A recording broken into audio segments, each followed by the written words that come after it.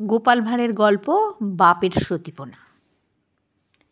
গোপালের স্ত্রীও কম রসবতী ছিল না, কারণ স্বামী যার রসময় স্ত্রীর পক্ষে রসবতী হওয়া তো স্বাভাবিক কথা।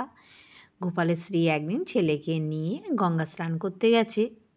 ইতিমধ্যে পথের মধ্যে দুজন মহিলা গোপালের ছেলেকে দেখে পরস্পরের মধ্যে বলাবলি করছে, ওই ওরে দেখ দেখ ললিতা, এই ছেলেটা ঠিক আমাদের শ্রীপতির মতন একেবারে হুবহু দেখতে হয়েছে।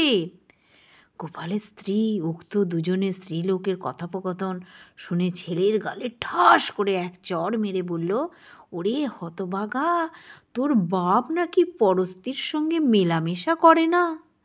যদি তাই না করবে তবে তোর মতো দেখতে ছেলে হলো কি করে?